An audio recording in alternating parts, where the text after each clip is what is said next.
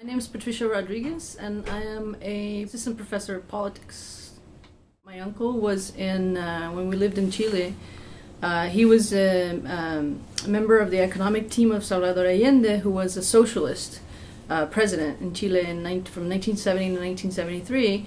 And he was, in 1973, deposed through a military coup that was very brutal and violent. And he, I was only 5 at the time that it happened, but the family suffered some persecution because he refused to leave Chile. He didn't believe that anything was going to happen, that everything was going to be okay, and he stayed in Chile, hiding in friends' houses and attics and all that. And so that sort of made it so that when he finally sought exile in the Mexican embassy, there was a 5-month period in which he was just in hiding, and that made it so that a lot of police and military forces would, knock on our door, and so then my dad just had requested already a transfer to Brazil.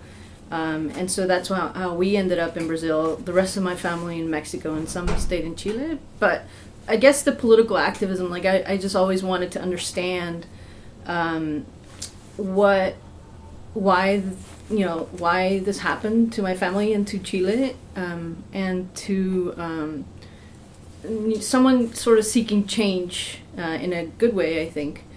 And then when I moved to Brazil at the time was also under dictatorship, but not as brutal as the Chilean one. And so growing up in Brazil was really interesting because I wanted to make sense of why the dictatorship was still there. And as a high school student, I got together with a couple friends of mine who had cameras. And went to, because I lived in the capital city in Brazil, Brasilia. And during 1985, there was a transition from dictatorship to democracy in Brazil. And I wanted to be part of it. And I took these friends to the Congress, in front of Congress, a skip school. Went in front of Congress and began to interview people. And it was really interesting because there was a lot of hope. But during the transcourse of maybe 3 hours, the whole crowd that was gathered there learned that the president had some kind of medical situation, and then in the aftermath of that he died. And so it went from hope to a lot of uncertainty. And so I wanted to understand that, and I wanted to kind of be part of understanding why there's so much inequality in Brazil. And so then I became involved with the student movement in Brazil, and that sort of was very interesting. And I guess that's kind of the reason why I think activism is important, because it brings change, and even though it's difficult, it's necessary, and it brings different voices to the foreground. So because I teach a lot of Latin American politics courses, courses on issues of development, courses on issue of human rights, and I know I've kind of connected to a lot of activists, not just here in town, but elsewhere. I know that every year there is a protest, a huge protest at the school, in front of the School of the Americas in Columbus, Georgia. Mm-hmm.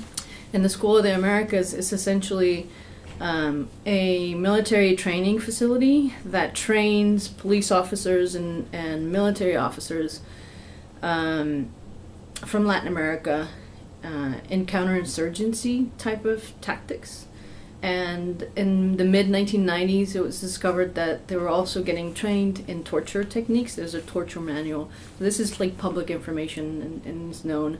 And so ever since then, but before that even, there's a big movement that tries to bring attention to the fact that why is the school here? Why are they training people, especially in situations of torture?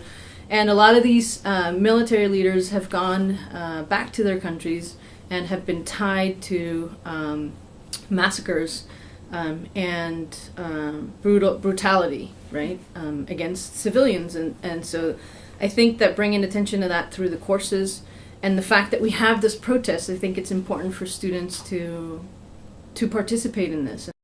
Many of the issues that I defend, I guess, and that I really believe in, I think pertain to social justice issues. And we can't understand, I think, social justice issues without sort of being really involved and really talking to people, and getting different perspectives, and understanding why is it that activists do what they do.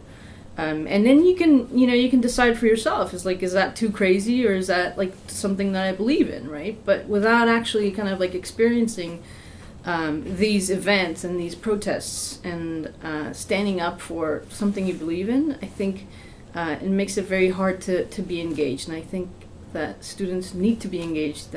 It's like the future generation that can bring change about, and I think that is why I do it. You run these risks, but I think that the sense of collectivity in activism will sort of back you up, there's something there that about the networking and about the support that other activists can bring, that to me is like something that I find interesting and important.